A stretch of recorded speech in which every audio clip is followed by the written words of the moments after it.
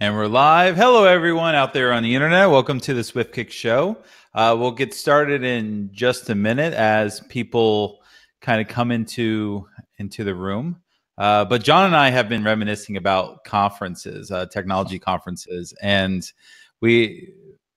John, you mentioned DevLink, and DevLink is probably the single conference I miss most of any I've ever been to. I gave my first ever talk at DevLink in 2011. Oh my the first goodness! time I ever publicly spoke was at DevLink. Was that DevLink Chattanooga or DevLink Nashville? Chattanooga. Chattanooga? Yeah, that was in Chattanooga. Right. And I had family that lives in Chattanooga, so I ended up staying with them and going to the talk. And I wanted to go. My company wouldn't pay for it at the time, so I was like, well, how can I go for free? So that's why I started talking. Yeah, that's what I did too. It's easier to go to conferences if you're going as a speaker. Yeah. Let's see. Yeah, so DevLink, I started going to DevLink second year of DevLink, which was in Nashville. It was at Lipscomb University, which is where Music City Tech or Music City Code is what it was called. When they started a couple of years ago, they were at Lipscomb, so they're kind of coming full circle. But what I loved about DevLink was John Keller, the gentleman who ran it. Mm-hmm. He worked in Nashville, and he had to move to Chattanooga for a job. And people were asking him, "Are you going to leave DevLink in Nashville?" He said, "No, I'm going to bring my conference with me." So he took it to Chattanooga, and actually ended up being a huge hit for Chattanooga's like economic development team. And they didn't take care of him the first year, and then they realized how many people he brought into town for, what was it, 2 or 3 days that we were all there. Yeah. And the next year they almost bent over backwards for him for whatever he wanted to make sure he had it. But yeah, I miss DevLink so much. That was such a great conference. Yeah, I wish somebody would bring it back. That'd be fun. I think John has a blog post where he says no one will ever be able to use the DevLink name. He's never going to give it up. He's never going to do it again. So maybe in a couple years he'll get bored and say, you know what, I should bring DevLink back and do it one more time. Yeah, that'd be fun. But I guess Chattanooga now has Scenic City. Scenic City something. It's a small developer conference. Yes, Scenic City Summit. Yeah. Yes. I would love to go one time, and the dates never work out. Oh well, that's life, I guess. There's too many great dev events. I run one of them. Yeah. At least I try to. You can only do so much in a year without burning yourself out. Yep, that's right. Well, let's go ahead and jump in. If you're watching this on YouTube after the fact, welcome, and thanks so much for joining us after the fact. We do these sort of talks every 2 weeks, so there's always something new. Just watch us on Twitter and social media, and we'll talk about what's coming up. I actually have a little slide presentation that will talk us through what's new. And of course, it starts on the last slide. Why does it always do that? So welcome again. My name is Kevin Griffin. I'm the owner of SwiftKick. We're a software consulting and training company based here in Virginia. And you're watching the SwiftKick show, which is just our way of giving back to the community. Because I've grown up in the community, and everything I've learned has come from great people like John, just having conversations about stuff that we're passionate about. And I really want the SwiftKick show to be a stage for people to talk about the things that they're passionate about, because we can't make it to all these different conferences that are happening around the country, around the world. So why not just sit at your desk at 2 o'clock Eastern time and watch someone talk about something they're passionate about. Upcoming, we have a couple great guests. We have our first repeat guest. We've been doing this almost a year now, but by popular demand, Mr. Brett Fisher is coming back to talk Docker. I'm not sure what Docker, but we'll find out next week. But Brett is a Docker captain. He's got probably the single most popular course on Udemy right now, focused on Docker, and I'm looking forward to having him back on the show. And then 2 weeks after Brett, we'll have Patrick Steger. I'm not sure what he's talking about either. No one gives me their topics until the last minute.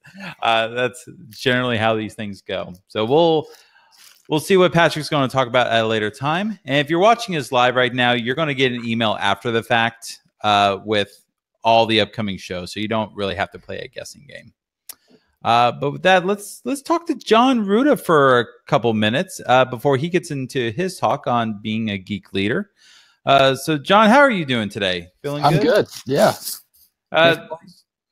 So those who might be watching who have never had the opportunity to talk to you or meet you in person, tell us a little bit about yourself, who you work for, and what you do. Sure. So I'm an IT director, and I work for INSP, which is like a TV station. We have a couple of other subsidiaries that we do as far as ministries work is concerned. And I also run a podcast called A Geek Leader, where I talk about, this kind of small, short episodes about technical leadership from time to time. And my past before, I've only been here for about 18 months. And prior to this, I worked for an ISP, and I managed our web and mobile development teams. And I did that. I worked there for 9 years prior to coming here. I also teach part-time at Winthrop University and York Technical College. A variety of stuff. At Winthrop, I mostly teach digital information design. And at York Tech, I teach some basics of cybersecurity. Oh, fantastic. Now, I lost my train of thought. I had this great question and I lost it. That's all right. Well, so that's what you're doing now. But how did you get started down this road of being in software development and being an IT director? What's your origin story, basically? Okay, so I got interested in technology at a young age. My neighbor growing up worked at NCR. I don't think I've ever told this story before, so this is new. He worked at NCR, and I remember I got my first computer as a Commodore 64, and it was so much fun. But then he brought home all these like spare parts, and we built my second computer, which was a 287, because I had the math coprocessor, because I was pretty awesome back then. And we built this computer, and it was awesome. And I remember at the time I had DOS 5.0, and I ran the double space command and got up to 500 megs, and I was like, I will never in my lifetime fill up the hard drive. But that got me down the path of technology. And then I went to college, and for some reason, I don't know what I was thinking, but when I went to college, I didn't major in computer science. I majored in business, and then kind of came back and got a master's in software development after that. But my first real job was I interned as a marketing intern, and after about 2 weeks, they moved me to help desk, the tech support, because I kept fixing the people in marketing's computers, and that became my first full-time job. It transferred into being a tech support person. And then from there, I became a database administrator at a different company. And then I became a Linux admin for a little while, and I was writing a bunch of kind of DevOps. Before DevOps was really a thing, I was kind of doing some DevOps work, and then moved me over to a development team. And then eventually I became the manager of that. So. Oh, fantastic. I love talking to guys that say, I was doing DevOps before DevOps was a thing. So outside of tech, what kind of hobbies do you have? I like to run, but I'm very slow. So I don't know if that's really a hobby, but it's something that I try to do. I spend a lot of time with my kids. We've got season passes to Carowinds here near Charlotte, so we go to Carowinds all the time, and volunteer for my church, and that's about it. Well, fantastic. You also have a podcast, don't you? Yeah, I do. And I try to do episodes every week, but I'm not as consistent on that as I might should be.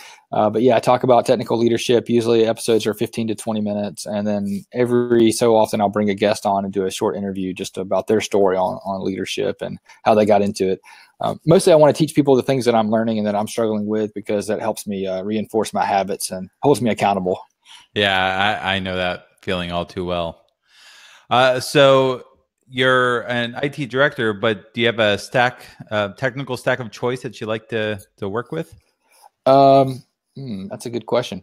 So I started out in, I guess when I got moved over, we were a PHP shop at my last job, and then they flipped the script on us, and our CIO just declared one day that we're converting everything into .NET. So this was mid 2000s. like maybe 2007 or 8 or something. So we started switching everything over to C# and learning more about that and going down that path. And now where I'm at now, we do a little bit of PHP, but it's mostly application support and some front end stuff with JavaScript and SharePoint. Fantastic. So last question, and I'll let you get to your topic.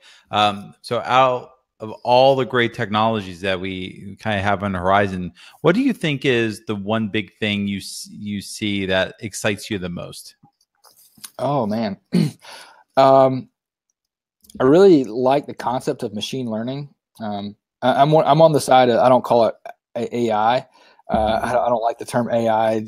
Skynet's AI. This is not, what stuff we're doing is not AI. It's machine learning. But I do like the idea of machine learning because I think you can advance things to a much greater place faster than anywhere else. That's awesome. So it's funny you mentioned that. We're currently planning a panel discussion that's on the ethics of machine learning, because we had a machine learning guest a couple months ago. And after that, I got a bunch of questions about ethics around machine learning and automation. So we're slowly gathering some guests for a panel, and that will come up in the next couple of months. But yeah, I'm really interested to see where machine learning goes as well, because I see where it is now. But then you also have folks that say machine learning when all they mean is a couple if statements.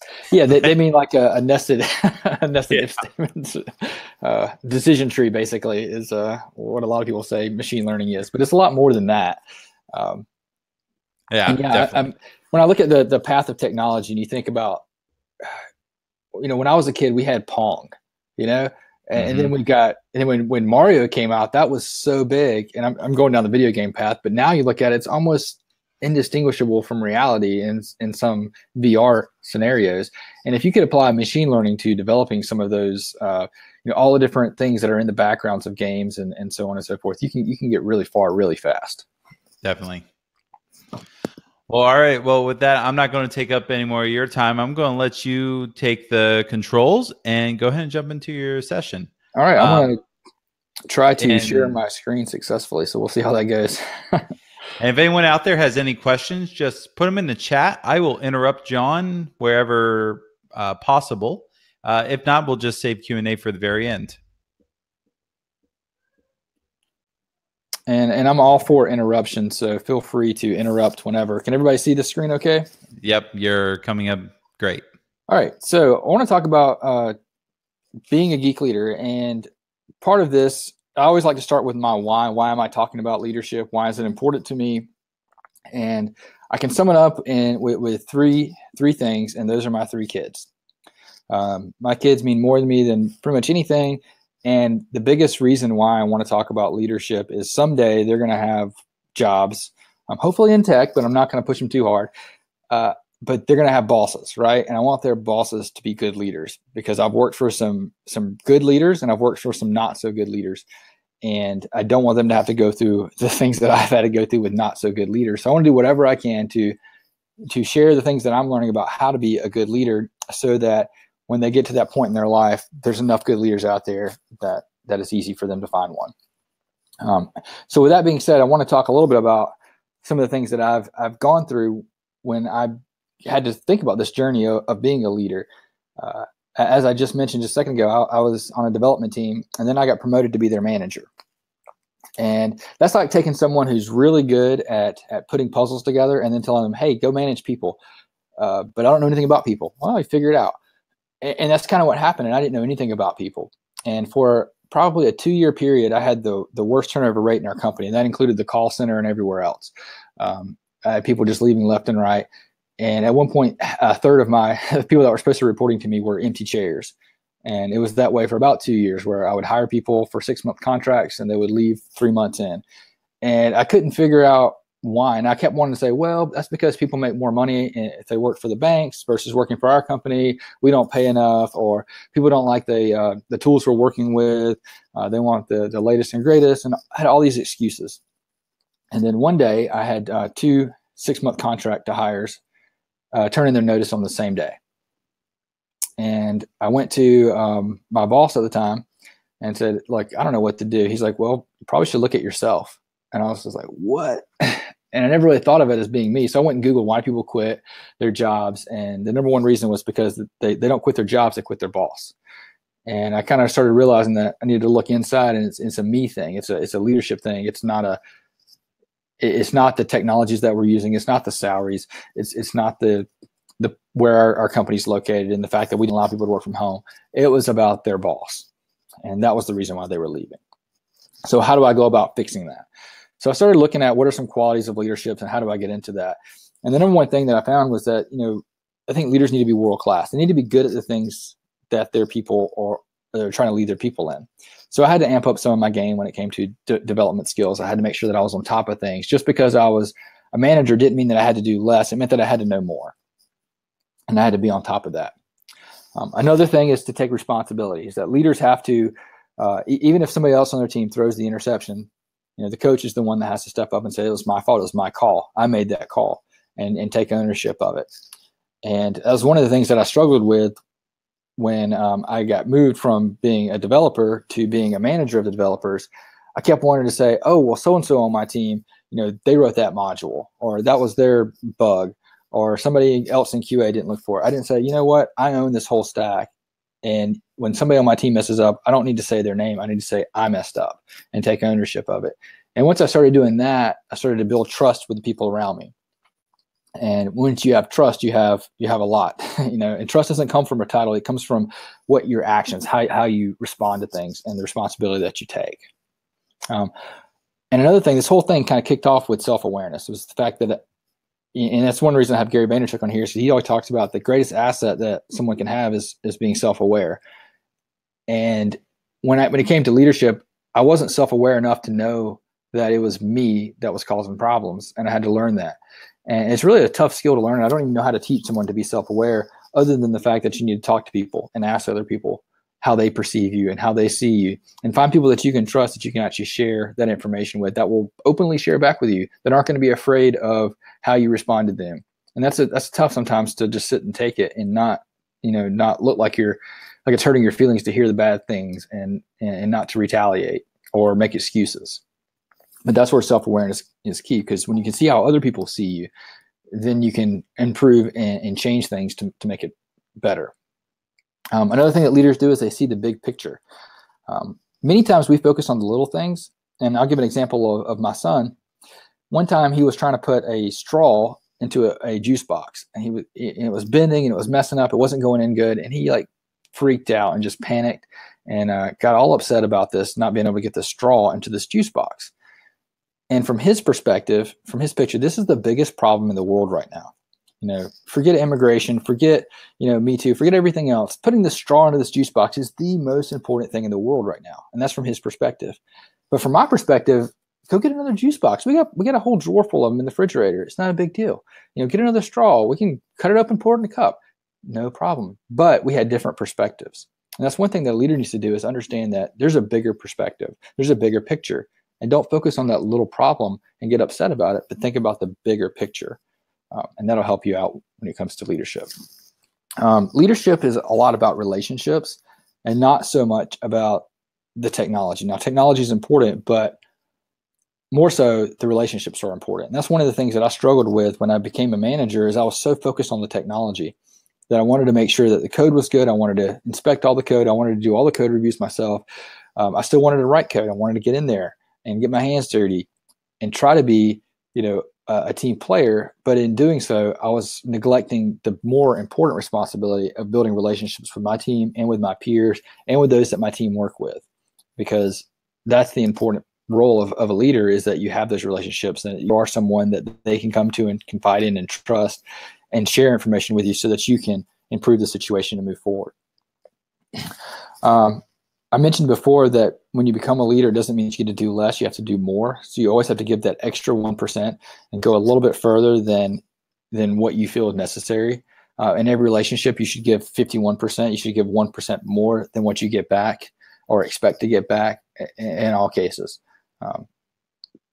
Sometimes you have to break the rules to be a good leader. You don't necessarily follow the letter of the law, but follow the spirit of the rule. Follow why the rules are in place and do the right thing, even though it may not be following every single rule. One example of that, at my last job, we had a big ice storm. And I remember this from our CIO. We had a policy that said you cannot work from home under any circumstance whatsoever. But in technology, we have server admins, we have groups that have to, really be working, especially during, potential outages. We had things that were going live, things that went live. We had support teams, and this ice storm made it kind of hard for people to drive and get into the office. And there was a reminder email sent out by one of the VPs of human resources that said something to the effect of, hey, no working remotely. Be sure to use PTO if you can't make it into the office. And kind of was kind of a cold email, basically just stating, hey, this is the official policy. And our CIO at the time, he forwarded that email to everybody in IT and said, ignore the message below. Do what's safe for you and your family. If you need to work from home and don't need to use PTO, I trust you. And that kind of response was like, that's the right thing to do in that situation.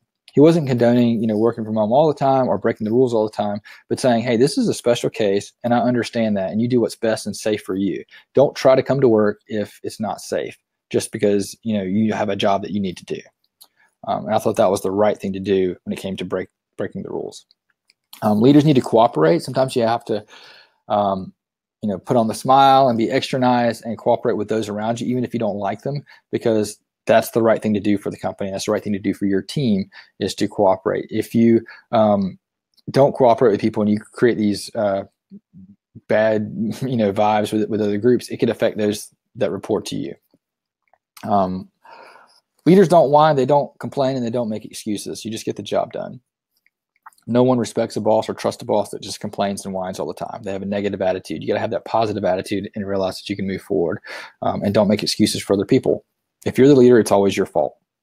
One of the great books on this was by Jocko Willink, Extreme Ownership, where he talks about that it's always your fault if you're the leader, and you need to take that responsibility. There's always something more you could have done. There's more you could have said. You could have communicated better. You could have trained your people better. You could have done something. And if you have that mindset, then the whining and complaining and excuses kind of go out the window. Now, I want to talk about bosses to the respect when it comes to engagement and how you work.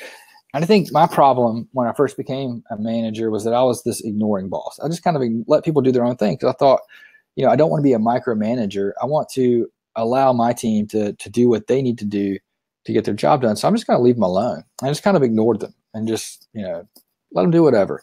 And the statistics say is that an ignoring boss, if you have an ignoring boss, you're going to be, I think it was, let me look at my stats, 42% more likely to actively disengage at work. That doesn't mean like actively disengage. I had to actually look up what that meant because I had no idea. But actively disengage, it doesn't mean that you're just kind of, sort of putting half your heart into your job. It means that you're actually looking for things to do that aren't your job. You're actually trying to spend time on Facebook or look for other jobs or get up and gossip, just anything you can do without having to actually do your job. So if you have an ignoring boss, you really don't care much about your work, and you're actually looking for things to do that aren't your work. And then you have your critical boss. Now, I had one of these that I reported to, and it seemed like everything that I did wasn't good enough. It didn't matter if, I saved the company $15,000, in one day off this one little small line of code or a small change. He would look at us and say, well, why didn't you do this last week? Why didn't you do this last month? It was never like, oh, that's great. You made this big savings. No, it was just like, well, why did it take you so long to figure that out? It's always a critical mindset to that. And the statistics on that say that if you have a critical boss, then you're 22% likely to actively disengage. So what that means is that if you have an ignoring boss, you're actually worse off than if you have a critical boss. It's better to have a boss that at least pays attention to you enough to criticize you than ignores you altogether. But more importantly, you want that praising boss. You want the boss that recognizes that you are bringing value to the company, and you want to be that boss. You want to be that leader that offers gratitude. Now, I want to bring this with caution. You don't want to reward mediocrity. You want to reward the successes that are above and beyond.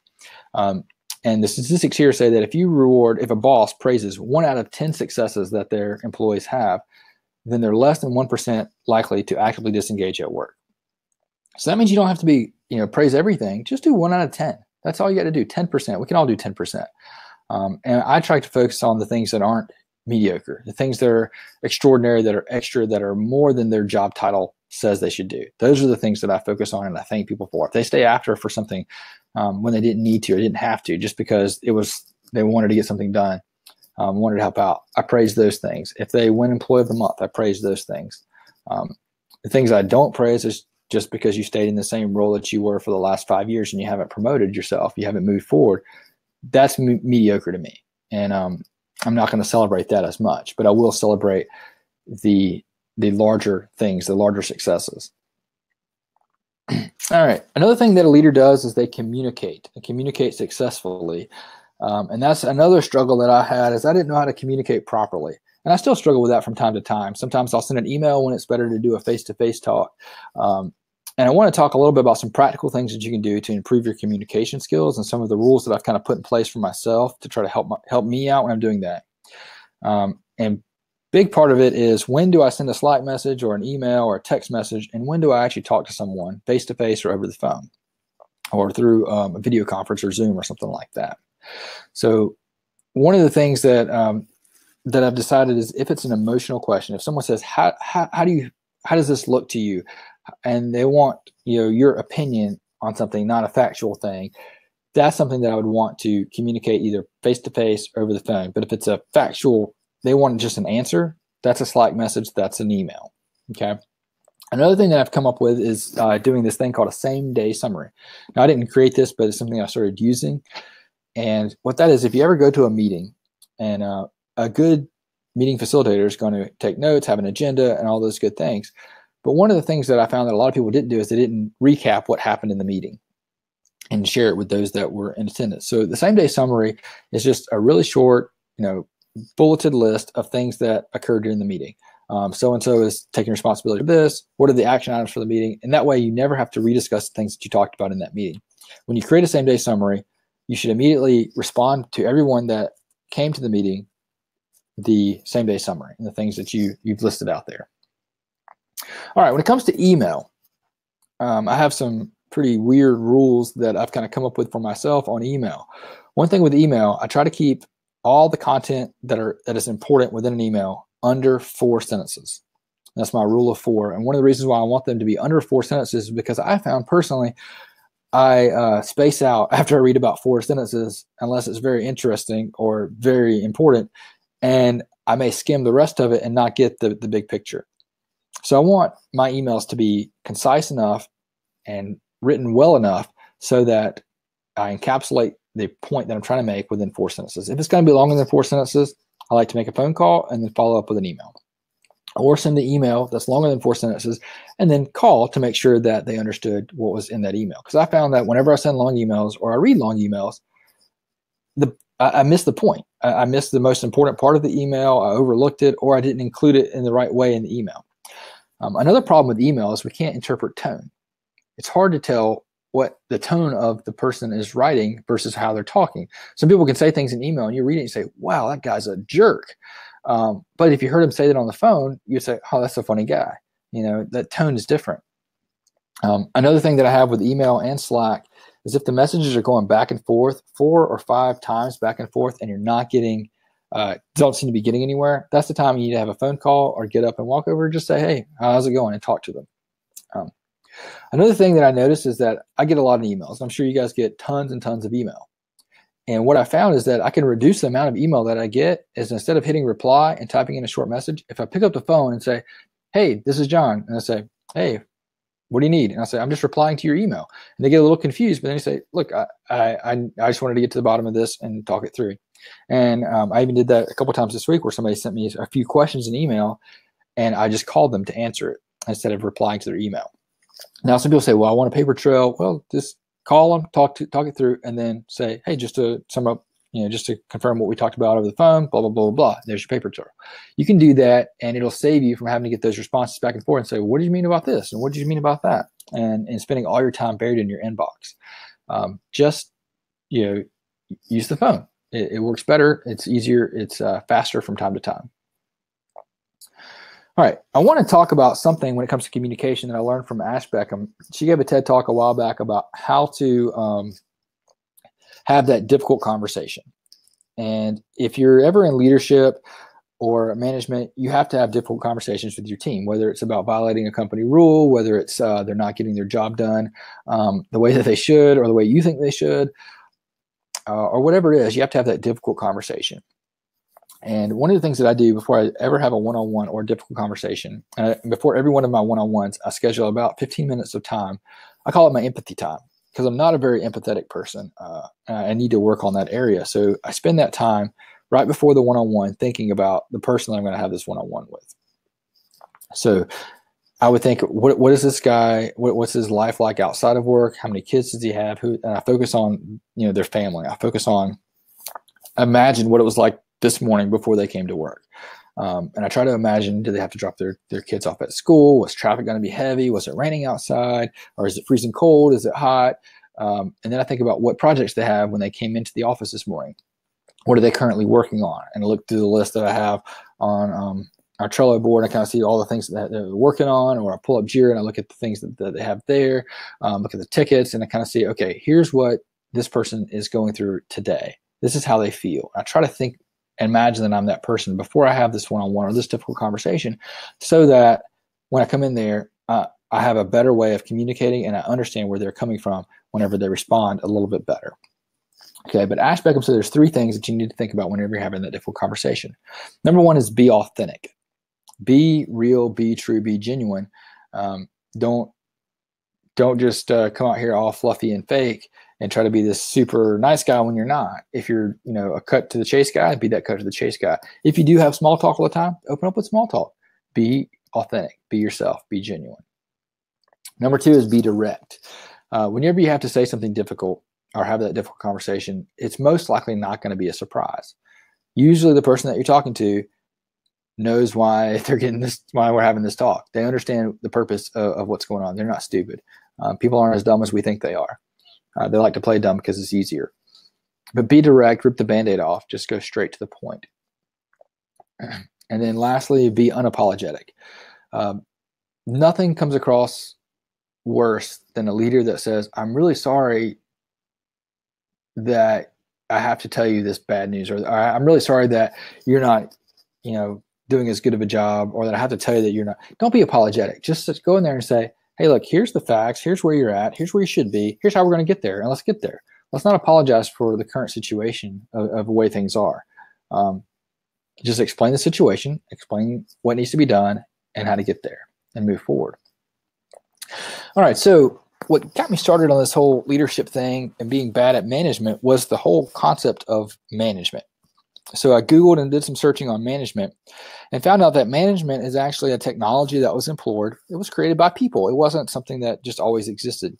And management was created in the 1850s in a way to get compliance in the factories and to have people that just followed orders and followed rules. And that's how management kind of came about. Excuse me, my throat was getting a little dry there. And we all know technology evolves. Otherwise, we wouldn't have jobs. We wouldn't be doing the things that we're doing today. And nobody here is walking around with a telegraph machine. We all have iPhones or Android phones. We have some kind of more modern technology for our communication methods. So I want to talk about how management has changed and should be changing over the years. And a big part of that is going to be that we need this pull technology, pull push versus a push. So when you think about influence and leadership, the old style of management back in like the early 1900s and the ways you see on old TV shows is this kind of dictator approach where the manager is pushing people along. Well, imagine influence as being a rope, like in this picture. How hard would it be for this guy to push that weight with the rope? You couldn't. You push it and the rope will kind of twist up and mess up. But if you pull, you can get more success. And that's what leadership should be about. It's about how do you pull folks along with you versus pushing them away from you. You got to pull. All right. So we all probably are aware of if-else statements. And that's one of the things you can think about when you look at how to motivate people, how to influence them in certain ways. You can use the carrot and stick approach, which is an if-else approach, which is if you do this, then you get the carrot. Or if you don't do this, maybe you get the stick, right? A lot of research shows that the if-else reward doesn't work for complex or creative tasks. It works great for simple and mundane tasks like or factory workers that do the same task repeatedly, you can offer them bonuses and raises to achieve more, and they can make a few more widgets on the assembly line. But if I offered you a bonus or a raise to solve a problem, research actually shows that you get worse at solving that problem. You're not as good at it. And a big part of that is that whenever you are motivated through financial reward or something that, a carrot of some sort, you get focused in on the problem, and you focus in and you focus and you focus and you focus. And we all know that when you focus, your vision narrows.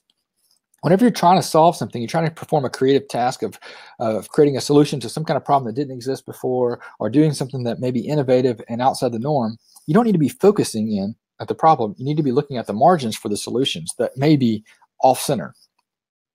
And that's why motivating people with bonuses and commissions, whenever they're doing something that's creative, speaking like solving problem, writing code, is not as rewarding. It doesn't work as well as if you motivate in other ways. So what are some other ways we can motivate?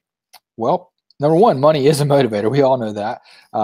But what you need to do is pay people a fair amount so that money is off the table. So for example, once you get to a certain balance, and I noticed this with the people that were leaving, they weren't necessarily leaving for more money. People, once they had a really good boss and they had a really good leader, people aren't leaving for a little bit more. That more is not enough. Once you pay someone a fair amount, money is no longer important. So money is a motivator to a point. And once you get past that point, a little bit more doesn't make you happier. It doesn't improve that much more. So what does? Well, Daniel Pink wrote in his book Drive that autonomy, mastery, and purpose are the things that really motivate people. So I want to hit these up really quickly. So as part of these, this one's kind of funny. This is a daycare, and my old daycare actually did this too at one point, but I just skimmed through this. Basically, this daycare did a thing. They put a sign up and said, "Hey, we have a problem with people keeping their kids too late at the daycare. So what we're going to do is we're going to put in a fine if your child is collected late." And what do you think happened once they made the sign that says, "Hey, if you pick up your kids late, you have to pay a fine"? Well, they actually found that. Now, here, I'll just read this out. After the introduction of the fine, we observed that a steady increase in the number of parents coming late. The rate finally settled at a level that was higher, almost twice as large as the initial one. So why do you think that is, that once you put a fine in place, it actually became worse? So think back to the carrots and sticks. We put a punishment in there. We gave someone a punishment, but yet the behavior actually became worse. It didn't do what we expected.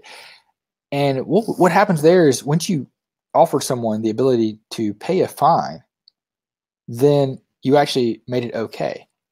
You made it okay for them to be late because they can just pay for it. Before that, what was the penalty for being late? Well, it was embarrassment. It was shame. It was the fact that you're making a human being stay late at work looking after your little human beings, your little kids, while you were late. Now that you're paying a fine, it's like, oh, the punishment's just money. It's okay, right? So what should they have done? Well, probably left it the same and let people talk to the teachers and understand that the teachers are having to work late because of their behavior, and that would probably work a little bit better. So looking back on the list of autonomy, mastery, and purpose is the one that I struggled with the most. Autonomy is kind of freedom to do your job how you want to do your job, maybe work where you want to work or on the things you want to work on, or allowing people to make decisions and not be micromanaged. Mastery is just getting better at things that matter to you. But purpose was the really tough one for me because we built internal web and mobile applications, and I couldn't figure out how to wrap my head around purpose at the time. So what I told myself whenever I finished reading Drive is that the next thing that came in, I'm going to focus on purpose. I want to present this next task that we have to do to my team in a way that shows purpose behind it. So the next request came in from the business for something for us to do. And what they wanted us to do is on our mobile app, we had these tickets that the guys in the field would go and they would read the summary of the tickets. They would respond to it from time to time. And at the end of the ticket, when they finished it, they would scroll down to the bottom and they would close out the ticket and say that they resolved the trouble. These are guys that drove around in trucks and solved, fixed cables and things like that. And the request came in is that they wanted to not only have the close button at the bottom, but also put it at the top. Very simple change. when I got this, I said, well, how am I going to make this purposeful? I just want to add a button. It's ridiculous. So then I was like, well, how can I explain this so that it is purposeful? So I thought through it, and I realized that almost any request that comes in, you can derive purpose. It doesn't have to be capital P purpose, like save the rainforest. It can be lowercase purpose, as long as there's a reason for it.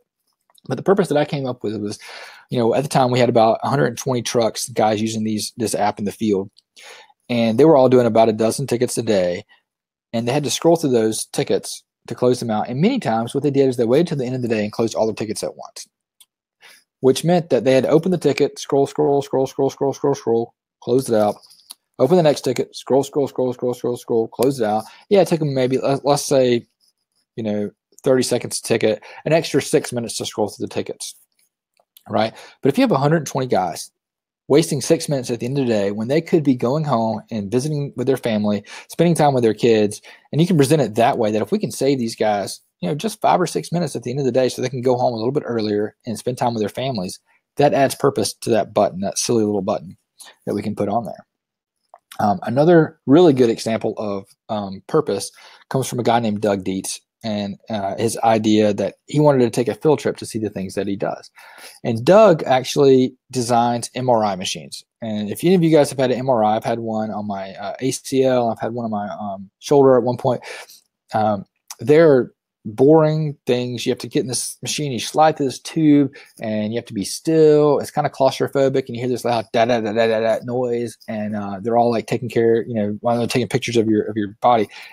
And even for a grown-up, it gets kind of scary sitting in that little dark room. It's kind of cold, having to be still and wait.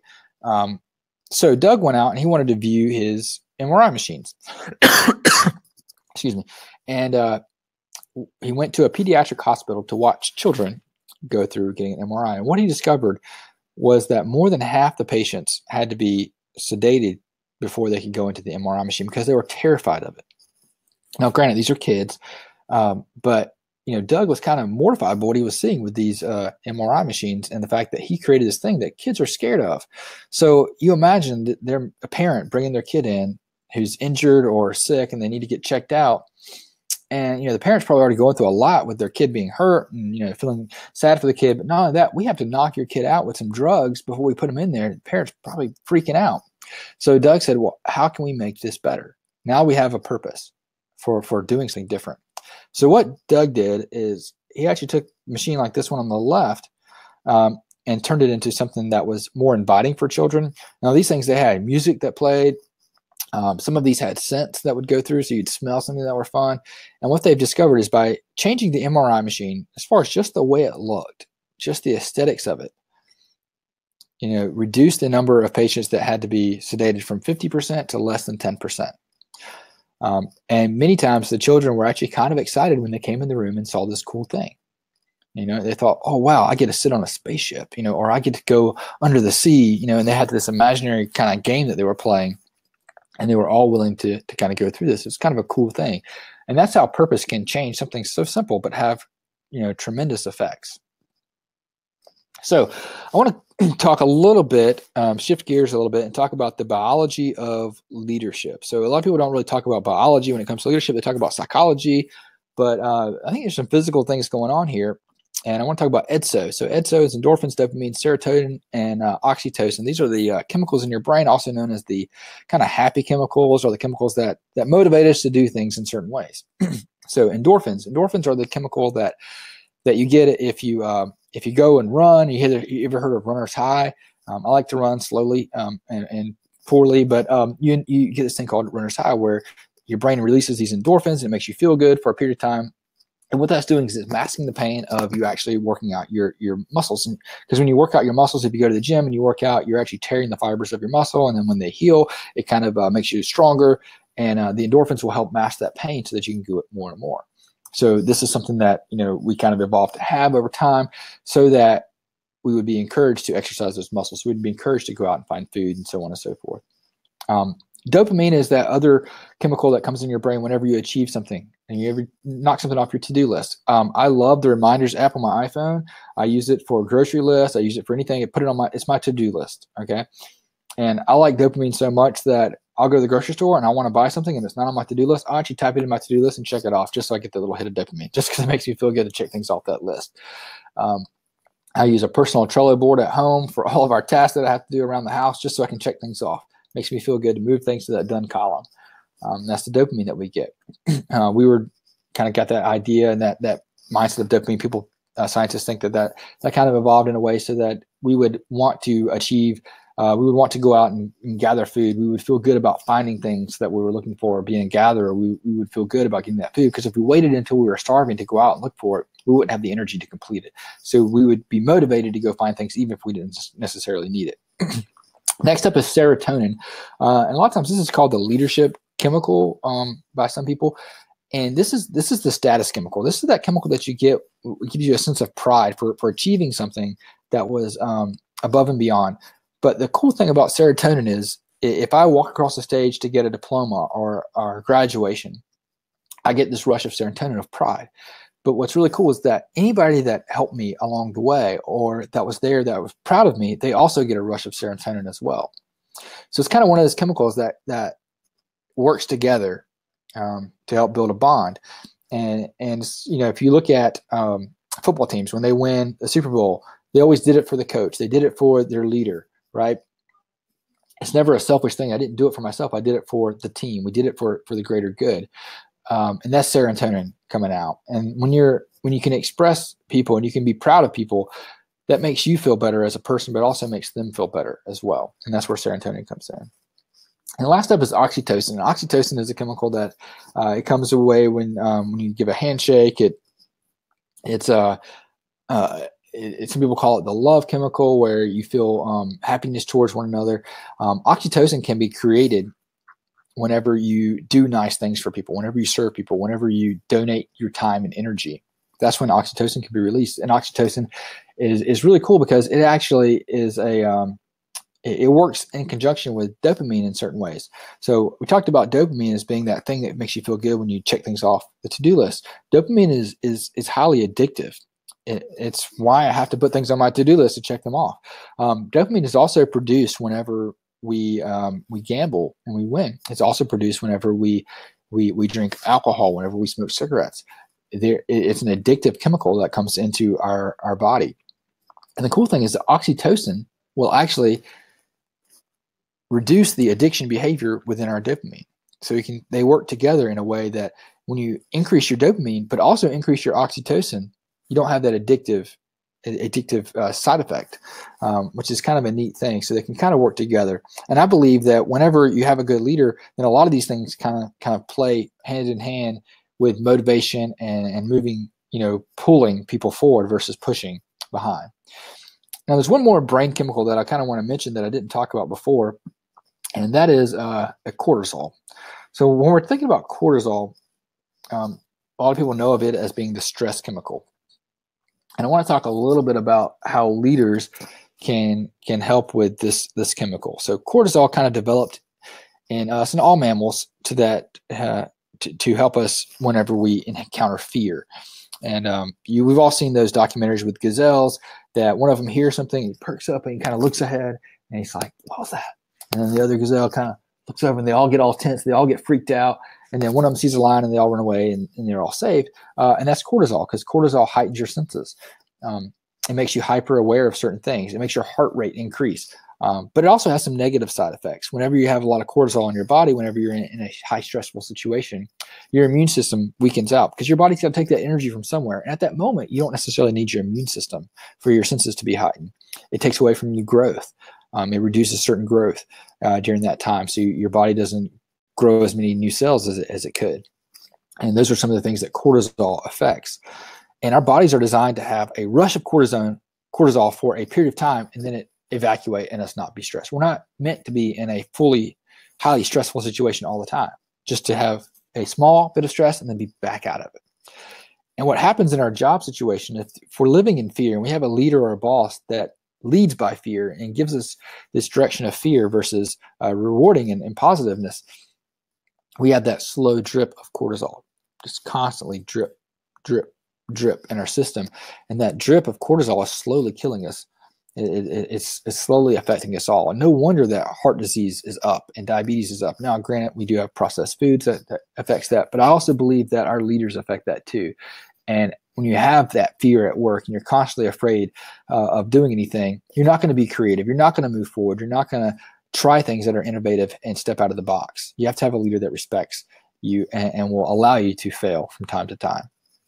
And that's where we need to step in and think about that. Are we being that good boss, or are we killing those around us? So one of the questions that I get at a lot of times when I give a talk like this at a conference is people ask, well, I'm afraid. How do I get past this? How do I move forward when I'm afraid? And I want to tell one story about me overcoming fear. And that was when I was first asked to teach a class. One of the ladies that was in my graduate level project management class said, hey, we've got an opening to teach a computer science 101 class. Would you want to do that? And I was like, yeah, sure, no problem. I can handle that. And then about 2 days before the class, I started freaking out. I was like panicking. I kept thinking, oh my God, I don't know what I'm going to do. What if I mess up? What if I screw up? And in my mind, I was thinking, okay, so what's going to happen is I'm going to show up there. I'm going to have my fly down. Someone's going to laugh at me. Somebody's going to ask a simple question and I'm going to get confused. I'm going to tell them the wrong thing. It's going to be a reporter in there for the paper. They're going to write a story about me and I'm going to get fired from my real job because I said something stupid in a computer science 101 class. That literally went through my head. So what I did is I thought, how can I overcome this fear? And I made a checklist of all the bad things that could happen and how I could mitigate those things from happening. And then I thought about what is the likelihood of these things actually happening anyway? And it was very, very slim. And when I saw the actual numbers that it's very unlikely to happen and I've got a way to mitigate it, it made me feel better about it. So then I went one step further and I said, well, if these things happen, how can I recover and get back to the same place I am now? And once I had all that written down, the fear kind of went away and I wasn't afraid anymore. And that's what helped me out. And hopefully that can help you guys out too. If you are afraid of stepping up into a leadership role, these are some of the things that you can do to kind of get to that point. Now, we all suffer from this thing called the Imposter Syndrome. I'm sure other people have talked about this a lot. And this is that syndrome that thought that you are going to get found out one way or another. And I'm waiting for someone on this show right here to find me out, to call me out and say, hey, you're not so good of a leader yourself. And I have that fear. I have that fear that, one day HR is going to walk through my office with a clipboard and they're going to say, hey, John, the gig's up. You're not really that great of an IT guy. You're out the door. And I have that fear that's going to happen. I have that fear when I record a podcast that someone's going to say, look, dude, you're not a CIO. You're just an IT director somewhere. And they're going to call me out. And I just have that fear, but we all have that fear.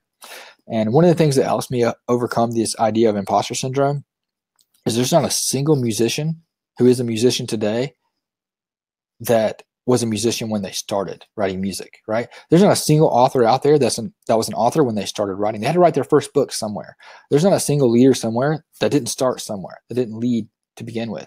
You're not necessarily born that way. You're made that way. And imposter syndrome is that same thing. Everyone starts somewhere. And I'm not saying fake it till you make it. I'm just saying that you have to start somewhere and you have to be that person.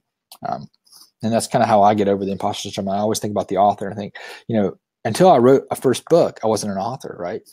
But I had to write. I couldn't say, well, I can't write this book because I'm not an author, because then I'll never be an author because I have to write the book in order to become an author, right? And that's the same thing with leadership, in my opinion. All right. So as we're wrapping up, I wanted to go through one thing that I implemented with my team. And that's my code. I found that a lot of people found this helpful when they were trying to lead their team and get their team on the same page. I created this little code. I call it, our code. But I present this usually 3 times a year to my team just to kind of keep it fresh in their head, to remind them of this is how we respond to things. And our code is how we are all going to respond to things together. Number 1 is we have each other's back. So we never talk bad about anybody else in IT in front of other people in IT. We have each other's back, period. We can joke on each other. We can razz each other. We can put each other down in these walls. But once we step out of these walls to anybody else, we never put each other down. We always have their back. We always assume the positive.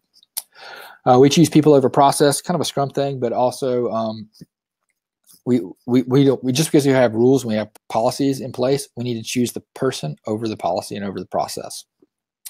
We question all assumptions. That's the one thing that I hate the most, is when someone says, well, that's just the way we've always done it. And they just assume that someone thought it through before they did. Because no, we need to question all those assumptions. We need to figure out why we do things the way we do, and always question the assumption. Think big and start small. Nothing grows from something big. They always start small and get bigger and bigger. Whenever we think about something big, we always have to think, how can we start this really small? We don't create waves, we ride them. We don't want to be that department or that group or that crazy IT guy like in the old Saturday Night Live skits that creates waves and creates problems. We want to be the ones that solve them and make them fun. Be intentional about our work. What that is anything that we do, we want to do it in a way that we've thought about while we're doing it. We are intentional about this. We're not going to do things just because. We're going to have a reason why we do everything. So if anybody asks us from any department, from anywhere, from any level, why we did this, we have a reason. We have an answer. We don't have to think about it and try to figure out back why we did something. We always have an answer. We're intentional about our work. We fail fast and recover faster. I'm okay with failure as long as we always have a recovery plan. We always have a way that we're going to get back to where we started and past that. And then most importantly, in my opinion, is that we are not experts and we will keep the posture of a student always learning. In my opinion, once you think you've got it, once you think you've learned all you need to learn, then you're falling behind. You've forgotten it. You've lost it. You realize that things are always changing in technology and they're always going to change. And things are changing in leadership. We're learning more about the human body. We're learning more about the brain, more about how people respond to things. And all those things being true, we need to always remember that we need to continue to have that posture of a student. We need to always be learning. I like to call this the white belt mentality. If you're into martial arts, you need to always think of things like you're the white belt. You're learning. You're never the master. Even if you are the leader, you're still learning. Right? And we make the complex seem simple. Whenever we're talking to anyone, we need to make it seem as simple as possible. Don't keep things complicated. Make it as simple as possible. There's beauty in simple equations. E equals MC squares. It's probably the most famous one, but there's beauty in simple. And we make life easier for those around us. That's what technology is for. Technology is to make things easier. You know, that's why all things in technology exist, and we need to make sure we follow that vision and that mission going forward. And we're here to serve, not be served. Anything we do in technology, we're creating software, we're managing servers. Any of that is to support a business of some sort and to serve that business. We're not the ones that are being served by the business. We're the ones that are here to serve the business, and having that mindset of service is really important for a leader. All right, I want to close out with a story about Picasso. This is a Picasso drawing. It's probably not the one about this story, but it makes sense to show this while we're talking about it. But Picasso was kind of famous during his day. And a lot of people knew Picasso, and they kind of knew that he was a famous guy and he had fans. And he used to go to the bar and he would get drunk. He would drink all this thing. And instead of paying his bar tab, a lot of times he would just scribble on a napkin or draw a little picture, and that would cover his bar tab because the barkeep could sell that for far more than what the alcohol was worth. And one day he was leaving the bar, and one of his fans stopped him, and she's like, Picasso, I'm such a huge fan. And he's like, oh, okay. And she's like, will you draw me something? And he gives her pad and paper. He scribbles something on the pad paper, and he goes to hand it to her, and he's like, no. That'll be $10,000. She's like, $10,000, Picasso? That took you 15 seconds. And he goes, no, ma'am, that took me 40 years to learn how to do that in 15 seconds. The reason why I tell that story is because that's how leadership is.